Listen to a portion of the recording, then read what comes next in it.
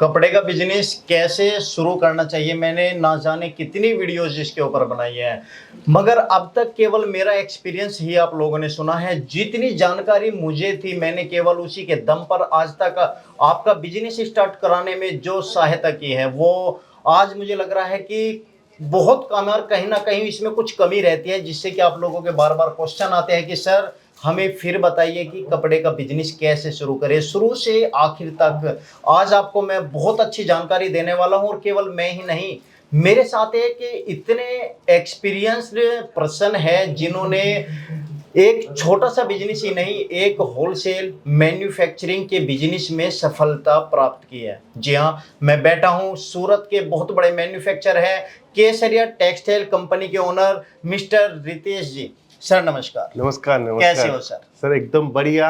आज आपसे फिर मुलाकात हुई, तबीयत पूरी दिल खुश हो गया सर वापस से। और आपके व्यूवर्स के साथ में हमारी बहुत अच्छी बॉन्डिंग भी है, उनका रिस्पॉन्स भी बहुत अच्छा आता है हमें, और आपका प्यार हमें मिलता रहता है, साथ में आपके दर्शकों का प्यार भी हमें मिलता रहता है। जी, आप सब जानते होंगे सर का अपना खुद का केसरिया के नाम से चैनल है और आप लोगों को बिजनेस स्टार्ट करने के लिए काफ़ी अच्छी टिप्स देते रहते हैं। अभी भी सर की वीडियो भी एक वायरल हुई है, काफ़ी अच्छे आप लोगों का प्यार मिल रहा है। तो आज उसी वीडियो को मैं टारगेट करता हूं और आपके उन्हीं क्वेश्चन को फिर से लेता हूं, क्योंकि सर का एक्सपीरियंस मेरे एक्सपीरियंस से काफ़ी बड़ा है, क्योंकि सर एक इतने बड़े लेवल पर है जहां तक मेरी सोच हो सकती है ना जाती हो। तो वही जो आपके क्वेश्चंस है कि कपड़े का बिजनेस स्टार्ट करें और स्टार्ट करने के लिए जो खरीदारी होती है, उस खरीदारी करने का क्या बेस्ट तरीका है सर?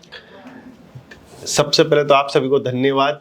आपने हमारे वीडियोस को इतना प्यार, इतना स्नेह दिया, और साथ में तेजस ब्लॉग चैनल को भी मैं बहुत बहुत धन्यवाद देता हूं कि उनका साथ हमेशा हमारे पास में बना रहता है, और उनके जो दर्शक हैं वो जो व्यापार कर रहे हैं वो हमसे कंटिन्यू खरीदारी करते हैं, और आज हमें सालों से उनके साथ में व्यापार करने का मौका मिल रहा है।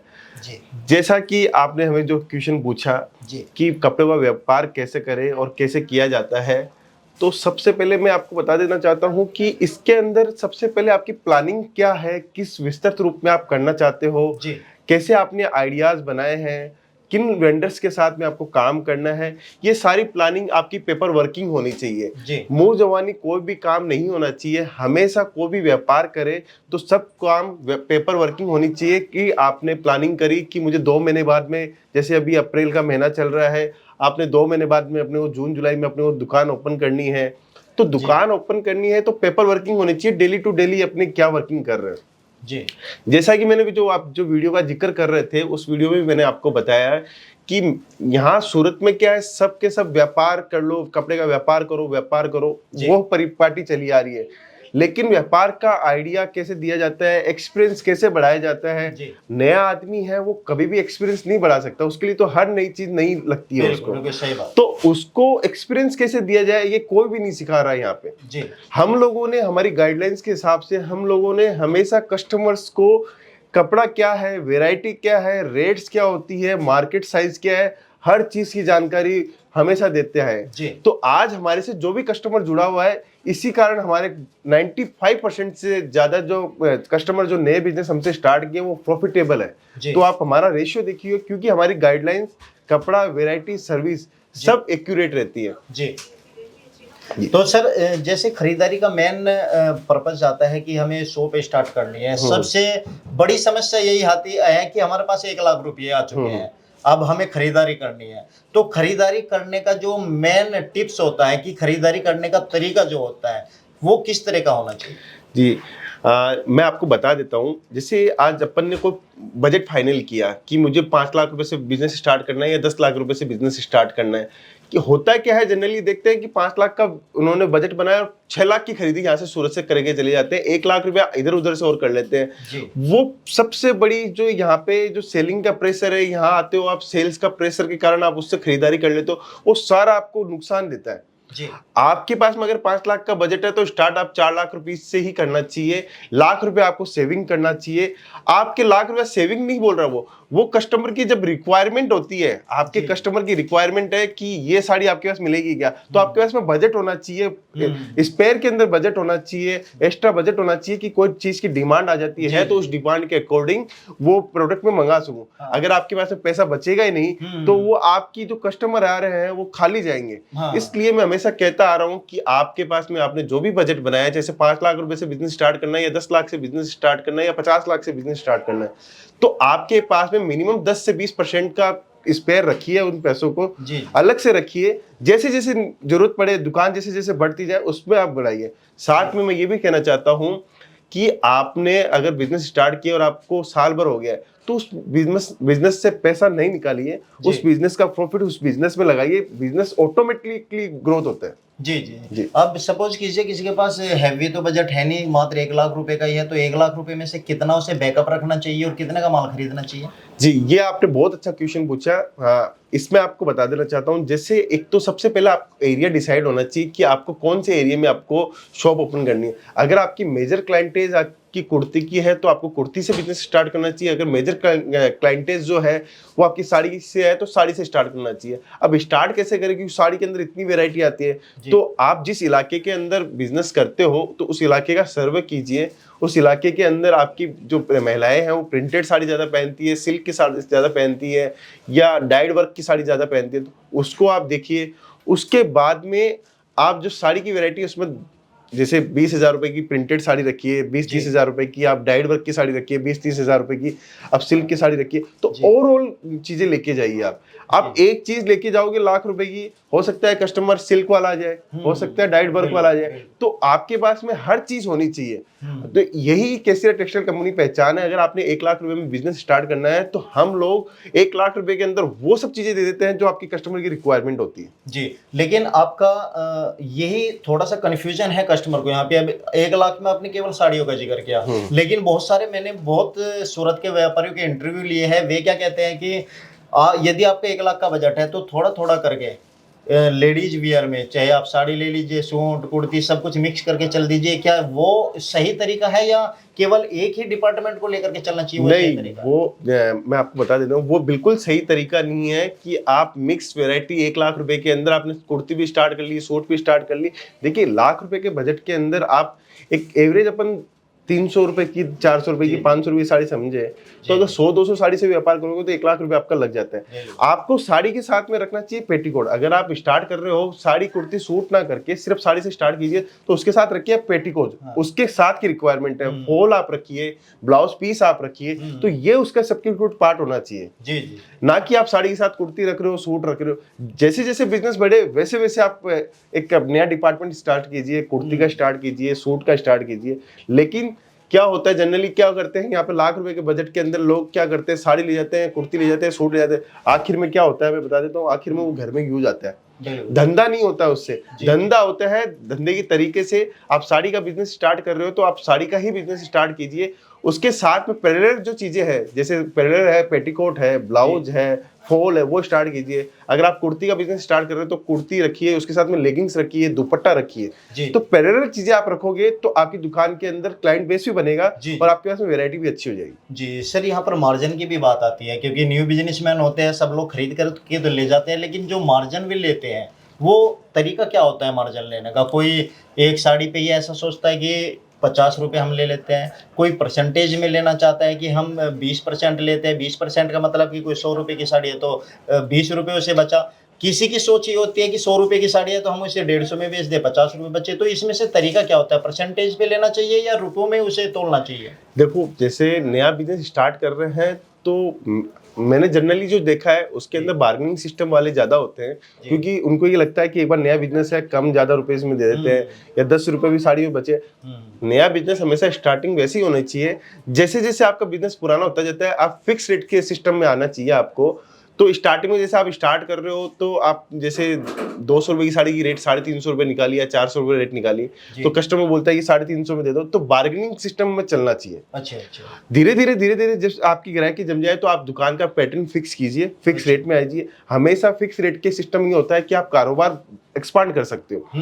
नहीं तो क्या होता है, जो ऑनर्स होता है उसको सारे दिन में गद्दी में बैठना पड़ता है, उसी को सैंपल दिखाने पड़ते हैं। फिक्स रेट के अंदर आप स्टाफ भी रख सकते हो, सेल्समैन भी रख सकते हो। उसमें क्या होता है, आपको सेलिंग का एक देखना नहीं पड़ता, उसमें आपको सिर्फ अकाउंटिंग ही मैनेजमेंट रखना पड़ता है। इससे आपका क्या बिजनेस भी आपका जल्दी ग्रो हो जाता है। अच्छा, आप कहना चाहते हो कि फिक्स रेट बेस्ट है, पर स्टार्टिंग में बार्गेनिंग वाला रेट होना जी चाहिए। बिल्कुल बिल्कुल। ग्राहकी जमाने के लिए आपको ग्राहकी में 50 रुपए बच रहे हैं, 100 रुपए बच रहे हैं, कस्टमर को कैसे खुश किया जा सकता है वो जी। आपको हमेशा ध्यान में रखना चाहिए। जी अच्छा सर, सपोज कीजिए कि हमारी वीडियोस देख करके सब जानते हैं कि केसरिया टेक्सटाइल कंपनी किस किस प्रोडक्ट में डील करता है, बहुत सारी वीडियोस बनाई हैं।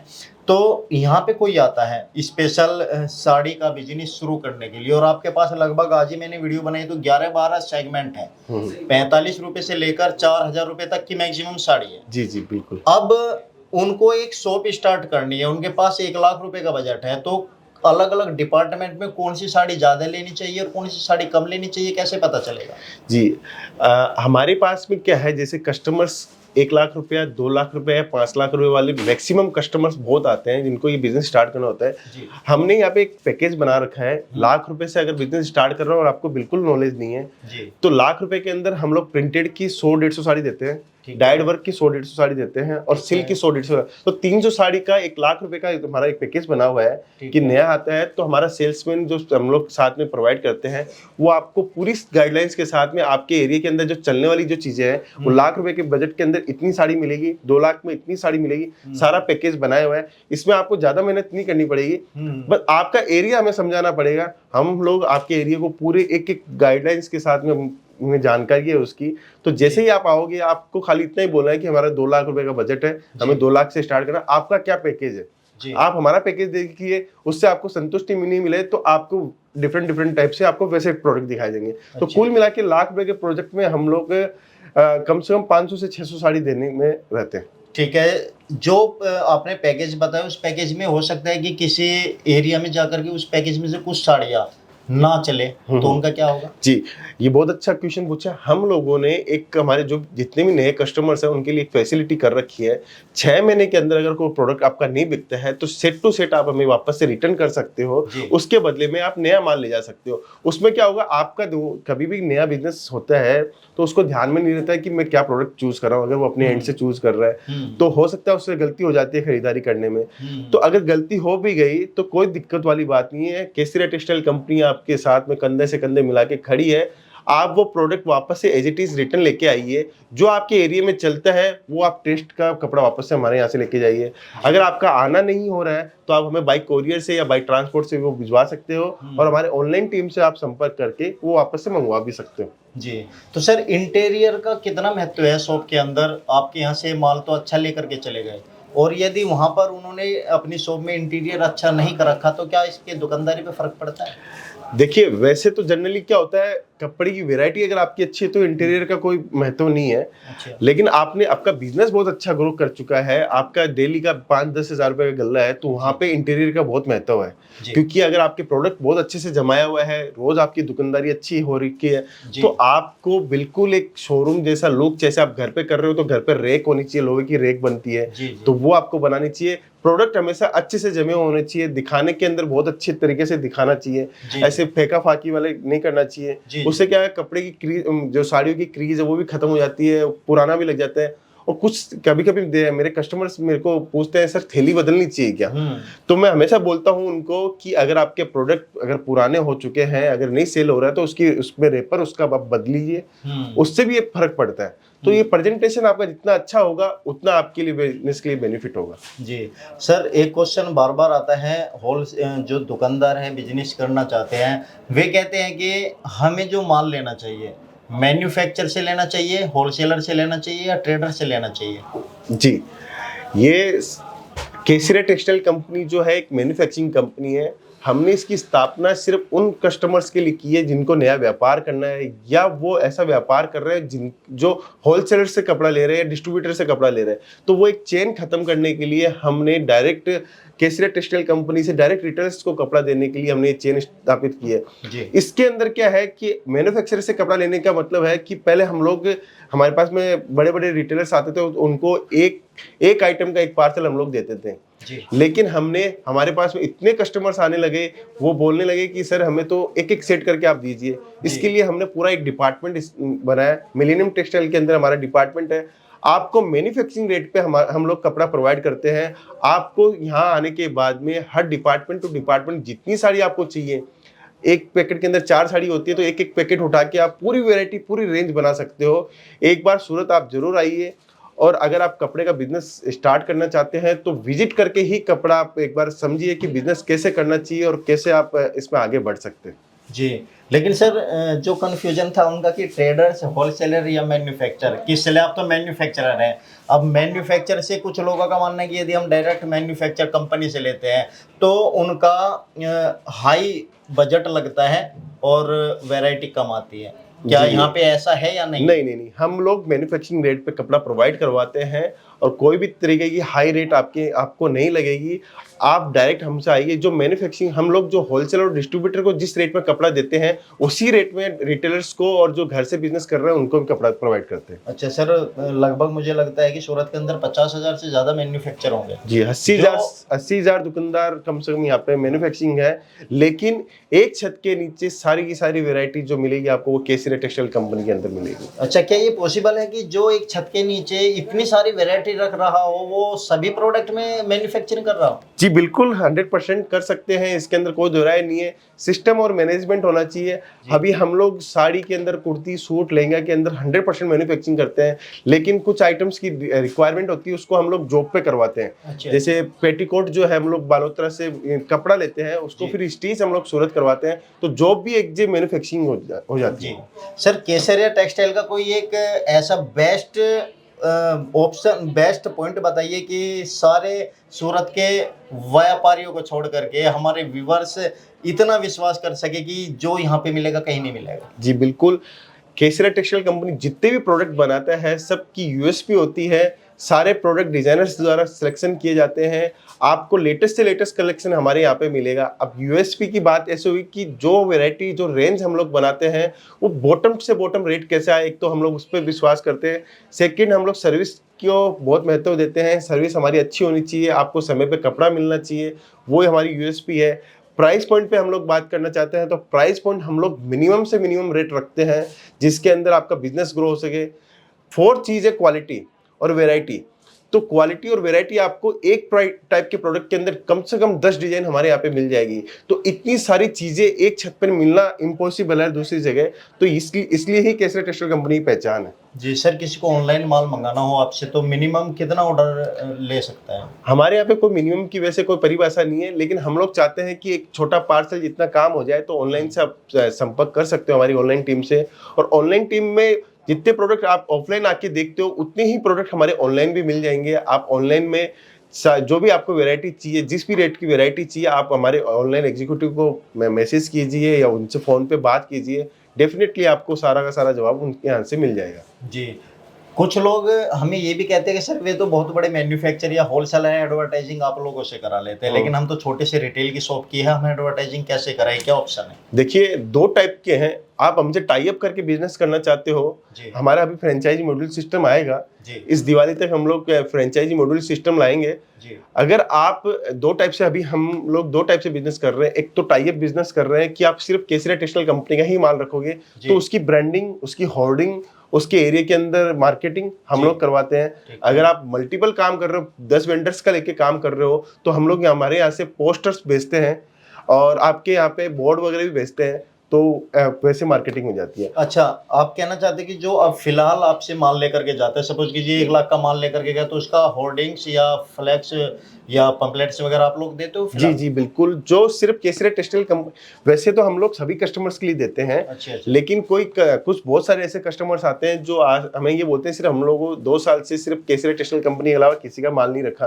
तो हमारी एक नैतिक जिम्मेदारी बन जाती है कि उसकी दुकान बहुत अच्छे से साज सजावट हो, वो हमारे माल रखता है तो उसकी ब्रांडिंग अच्छी हो, तो हम लोग उनके नाम से, नीचे उनका नाम होता है, ऊपर केसरिया टेक्सटाइल कंपनी होता है, होर्डिंग पंपलेट्स वगैरह हम लोग सब चीज देते हैं, उसके एरिया की मार्केटिंग भी करते हैं अगर वो हमें मार्केटिंग के लिए बोलते हैं तो। जी जी। तो सारी सुविधाएं हम लोग देते हैं। और जो कस्टमर बहुत सारे वेंडर्स का माल बेचते जी। हैं तो उनको हम लोग पोस्टर गाइडलाइंस वगैरह वो भी देते हैं। जी। आपको हमारे यहाँ पे टीम पे कॉल करना है, और आपको अगर मार्केटिंग के बारे में कुछ भी समझना है तो हमारी एक टीम पूरी नई बनाई गई है, तो मार्केटिंग के लिए आपको जो भी चीजें चाहिए वो हमारे यहाँ से प्रोवाइड करवा दी जाएगी। अच्छा, उन्हीं के एरिया में आपका एडवर्टाइजिंग हो जाएगा? जी जी बिल्कुल, फिलहाल उनके एरिया अवेलेबल है या फ्रेंचाइजी होने के बाद? नहीं, अभी फिलहाल अवेलेबल है। फ्रेंचाइजी मॉड्यूल सिस्टम अलग था, अच्छा। ये मॉड्यूल सिस्टम हमने रखा है। इसमें आपको एक हमारे मार्केटिंग एग्जीक्यूटिव को कॉल करना है, जी जी। आप ऑनलाइन से हमारा नंबर ले सकते हैं, वो आपको मार्केटिंग कैसे करनी है केसरिया टेक्सटाइल कंपनी की, और आपके एरिया में प्रोडक्ट कैसे ज्यादा से ज्यादा सेल हो, उसके लिए हमारी कुछ गाइडलाइन चालू है अभी।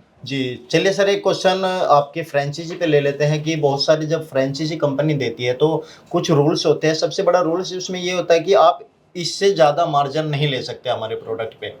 तो क्या आपका भी कुछ ऐसा ही होने वाला है कि जो आपकी फ्रेंचाइजी लेगा वो कहीं बंध जाएगा कि इससे ज़्यादा मार्जिन नहीं कर पाओगे? जैसा मैंने आपको बताया था कि दुकान जैसे जैसे विस्तृत होती है, जैसे जैसे बड़ी होती है, फिक्स रेट सिस्टम में आना चाहिए। जी। तो हम लोग यहाँ से हम लोग जो रेट लगा के बेचते हैं उसमें इजीली आप कपड़ा बेच सकते हो, वो रेट लगाते हैं। उसके अंदर मार्जिन जो भी होगा 20%, 30%, 40% का मार्जिन जो भी होगा, उसके अंदर यहाँ से ही हमारी प्राइस पॉइंट जाएगी।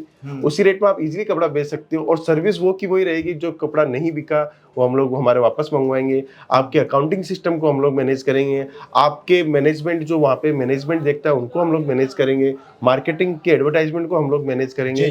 तो सिर्फ आपको एक जगह और आपका बजट वो आपको बताना है। उसके अलावा इंटीरियर की डिजाइनिंग है वो भी हम लोग करेंगे।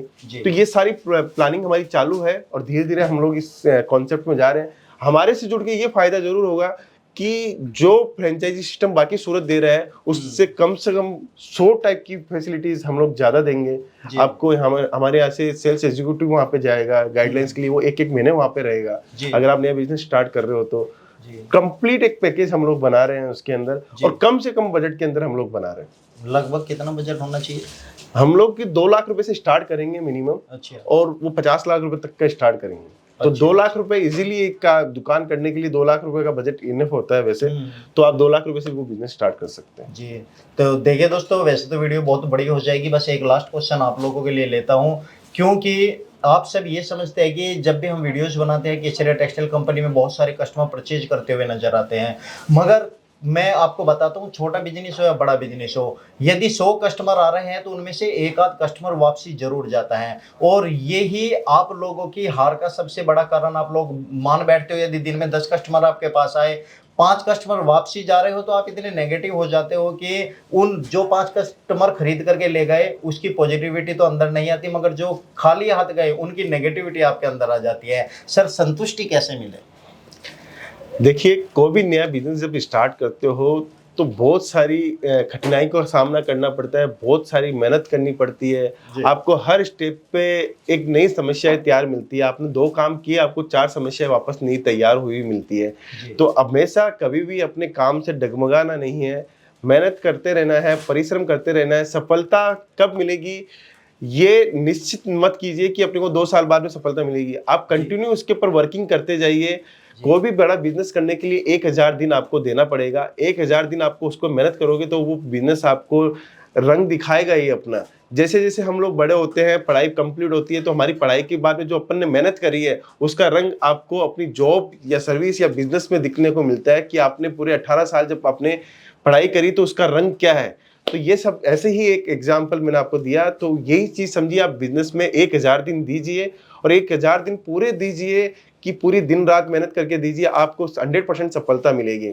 और कपड़े का बिजनेस बहुत इजी बिजनेस है। इसके अंदर ना तो एजुकेशन की जरूरत है, नहीं कोई टेक्निकल फंडामेंटल की जरूरत है। इसके अंदर सिर्फ और सिर्फ आपके टेस्ट, आपकी क्वालिटी और आपकी वैरायटी, और जिस वेंडर्स के साथ में आप काम कर रहे हो वो वेंडर्स ओरिजिनल मैन्युफैक्चरिंग होना चाहिए, आपको अच्छी रेट में कपड़ा देना चाहिए, उसकी सर्विस अच्छी होनी चाहिए। इसके अलावा आपको कुछ भी जरूरत नहीं पड़ती है, बाकी सब काम आपकी मेहनत और लगन से ही होता है। जी, तो दोस्तों उम्मीद करता हूँ ये वीडियो आपको पसंद आई होगी। नेक्स्ट टाइम जैसे ही मैं आऊँगा यहाँ पर सर से, फिर आपके कमेंट्स के आधार पर क्वेश्चन पूछूंगा। आप कमेंट्स कीजिए, ज़्यादा से ज़्यादा बताइए हमको कि वीडियो में और क्या आपको जानना था। तो नेक्स्ट वीडियो में मैं फिर से सर का टाइम लूँगा, क्योंकि वैसे तो सर बहुत बिजी होते हैं। बड़े रिक्वेस्ट करने पर आज हमने बुलाया। लास्ट टाइम भी मैं कोशिश कर रहा था मगर नहीं मुलाकात हो पाई। इसके लिए मैं सर को बहुत बहुत धन्यवाद देता हूँ। सर आपका बहुत बहुत धन्यवाद। बहुत-बहुत और धन्यवाद। हमारे व्यूवर्स की तरफ से भी बहुत बहुत धन्यवाद कि आपकी वीडियोस तो वे देखते ही हैं। हो सकता है कि जो आज तक हम नहीं बता पाए, आपका काफ़ी एक्सपीरियंस है, इस वीडियो से उनको कुछ लाभ होगा। तो थैंक यू बिल्कुल। सो मच वीडियो पर बने रहने के लिए दोस्तों। और सर आपका भी बहुत बहुत धन्यवाद, आपने हमें कीमती समय दिया। आपका भी बहुत बहुत धन्यवाद। और धन्यवाद आप हमें मत दीजिए, दर्शकों को मैं कहना चाहता हूँ, हम धन्यवाद देते हैं। आप हमसे जुड़ते हैं, आप हमें इतना प्यार, इतना स्नेह देते हैं, साथ में बिजनेस हमारा ग्रो करते हैं, हम आपके बिजनेस में भागीदार बनते हैं। इसके लिए आपका बहुत बहुत धन्यवाद। Thank you sir. Thank you so much.